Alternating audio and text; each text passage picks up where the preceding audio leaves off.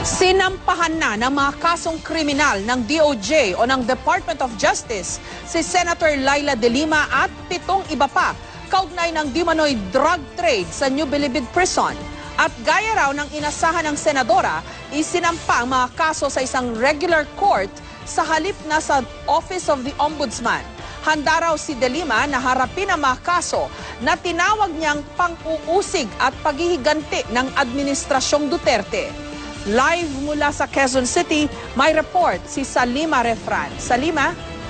Jessica, sinampa na nga ng Department of Justice sa Muntinlupa RTC ang 3 kaso laban kay Senator Laila De Lima at iba pa, yan ay kaugnay ng umano'y partisipasyon niya sa Bilibid drug trade. The people of the Philippines versus Laila M. De Lima. 3 kasong kriminal ang sinampa ng Department of Justice laban kay Senadora Laila De Lima, lahat kaugnay ng umano'y kalakalan ng ilegal na droga sa New Bilibid Prison. Isinampa ang mga kaso sa Muntinlupa Regional Trial Court sa halip na sa Office of the Ombudsman. These offenses belong to the exclusive original jurisdiction of the Regional Trial Court. Wala pong jurisdiction dito ang Sandigan Bayan, kaya't it is but proper, right and proper, that it be filed before the Regional Trial Court. Kapwa-akusado ni De Lima sa 2 kaso ang dati niyang karelasyon at driver bodyguard na si Ronnie Dayan. Akusado din sa ibang kaso ang dating hepe ng Bureau of Corrections o Bucor na si Franklin Bucayo, dating officer in charge ng Bucor na si Rafael Ragos, ang high-profile Bilibid inmate na si JB Sebastian, dating security aide ni De Lima na si Jonel Sanchez, dating kawani ng Bucor na si Wilfredo Eli at ang nagpakilalang pamangkin daw ni De Lima na si Jose Adrian Dera o Jad De Vera. Ang mga kasong sinampa pawang mga paglabag sa ilang probisyon ng Comprehensive Dangerous Drugs Act at walang piyansa. Kung mahahatulang guilty, may parusang 12 hanggang 20 taong pagkakabilanggo o multang 100,000 piso hanggang kalahating milyong piso. Nagugat ang mga kaso sa umano'y partisipasyon ni De Lima sa Bilibid drug trade noong siya'y kalihim ng DOJ. Base sa salaysay ng ilang high-profile inmate ng Bilibid na umaming sangkot sa drug trade, nagbigay raw sila ng pera kay De Lima para sa kanyang kampanya sa nakaraang eleksyon. Ibinasura naman ng DOJ ang mga reklamo laban sa mga high-profile inmate na sina Herbert Colango, Engelberto Durano, Vicente C., Jojo Baligad at Peter Co. Gagamitin daw silang state witnesses laban kay De Lima. Ibinasura rin ang reklamo laban kay dating Justice Undersecretary Francisco Baraan III dahil sa kakulangan daw ng ebidensya. Sa isang pahayag, sinabi ni De Lima na inasahan na niya ang mga kaso at handa raw tumugon ang kanyang mga abogado. Matagal na rin daw siyang handang maging bilanggong politikal ng rehimeng Duterte. Ang mga kasong ito raw ay buwelta at pananakot lang sa kanyang pagbatikos sa extrajudicial killings. Tanggap daw niya kung ang kanyang kalayaan ang kabayaran sa kanyang paninindigan laban sa umano'y pang-aabuso ng rehimeng Duterte. Pero hindi raw siya patitinag at patuloy na lalaban. Haharap daw si De Lima sa media sa Lunes kung kailan inaasahang iraraffle na ang kaso at posibleng maglabas ng warrant of arrest ang korte laban sa kanya. Ito po ay hindi politika. Hindi po ito produkto ng politika. Ito po ay produkto ng trading sa droga. Hindi po nila ito minadali. At hindi po totoo yung in-expedite ko raw para siya ay maaresto. Naniniwala naman si Pangulong Duterte na malakas ang ebidensya laban kay De Lima. Biro mo lahat. Siya lang nag-deny. Lahat tinuturo siya. Just to face the music. Actually, ilang testigos yun. It took months to develop the case. Alam naman ng Pilipino yan. Alam ng Pilipino, ganun talaga ang estilo niya. Paniwala naman ng mga taga-suporta ni De Lima, political persecution ang ginagawa sa senadora. Makakasiguro kayo na sasabayan, especially ng mga kababaihan, si Senator Laila De Lima, magmula dun sa pag-aresto sa kanya hanggang sa pag-vigil sa labas kung kailangan man.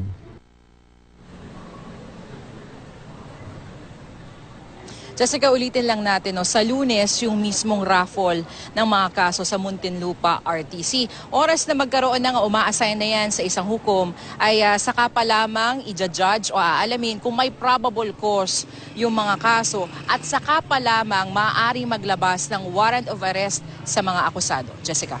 So wala namang surprise na warrant of arrest ngayong weekend. Kasi usually ganyan yung mga malalaking kaso tinataon sa papa-weekend sa Lima kasi sarado ang mga korte, di ba? Jessica, yun nga yung siniguro sa atin kanina maski ni Secretary Aguirre na over the weekend ay wala pang ilalabas na warrant of arrest dahil sa Lunes pa nga yung mismong raffle at sa Lunes pa rin malalaman kung sino yung judge na hahawak and also malalaman din kung i-consolidate ba itong tatlong kasong ito o hiwa-hiwalay yan. So, by then, pag-aaralan pa yan ng judge kung meron bang probable cause itong mga kasong inihain sa kanya at saka lamang makakapaglabas ng warrant of arrest. Jessica? Ano ang paliwanag ng Department of Justice sa Lima? Bakit sa regular court, no, sa regional trial court ito i-file at hindi sa Office of the Ombudsman? Tinanong natin yan kanina kay Secretary Aguirre. No? Ang paliwanag niya, sa preliminary investigation level, pwede naman daw imbestigahan ng DOJ at ng Ombudsman yung mga kaso. Pero specifically dito sa mga kasong ito ni Senator De Lima, alam naman daw ng Ombudsman, pwede daw hingin ng Ombudsman yung mga kasong yan. Pero hindi naman daw yung ganun yung nangyari. Also, Jessica, ang pinoint out ni Secretary Aguirre kanina is that ang mga kasong ito ay paglabag sa Dangerous Drugs Act. At ito raw ay exclusive jurisdiction ng mga trial court or ordinary court. Also, Jessica, meron ding reklamo itong si JB Sebastian kaya Senator De Lima na graft na case, no? At yun, kasama dun sa resolution, ay inendorso naman sa Office of the Ombudsman. Jessica? Kapansin-pansin lang na yung mga high-profile inmate, yung mga nangdiin kay De Lima during the congressional hearings, wala sa kaso. Pero si JB Sebastian, kasama sa mga kinasuhan, when in fact, towards the end, no, mukhang napilit din ng mga kalaban ni De Lima na mag-testify itong si Sebastian laban kay Senator De Lima. Pero ganun pa man, kinasuhan pa rin siya, kasama siya sa mga may kaso ngayon. Jessica, we were asking kanina si Secretary Aguirre kung ano yung mga sinabi ng mga inmate na gagawin nga prosecution witness. Bakit sila naalis doon sa mga kakasuhan?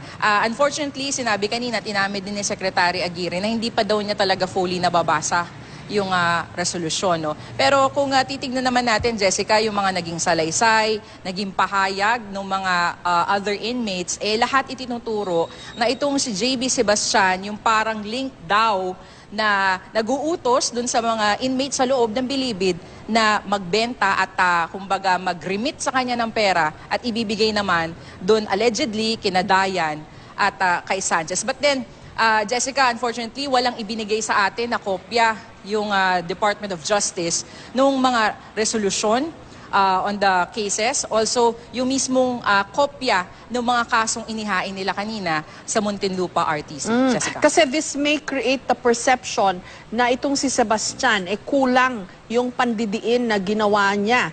Parang ganun yung makikreate na impression kay De Lima kasi hindi siya off the hook. Samantalang yung ibang mga high-profile inmate na nang diin ng husto kay De Lima, hindi sila kasama sa kaso. Jessica, yun siguro yung magiging perception ng ilan. No? Pero Jessica, kaso na kasi ito.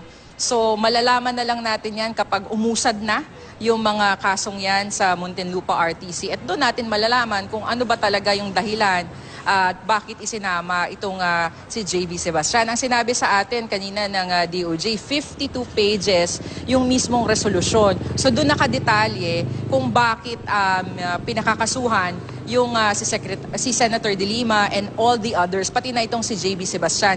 Unfortunately nga di sila nagbigay ng kopya sa media kanina. Isa pa palang surprising, bakit kasama sa mga kinasuhan yung Jonel Sanchez, no, yung isa sa mga aide ni Senator De Lima na during the hearings medyo nandiin din sa kanya pero kasama pa rin sa kaso.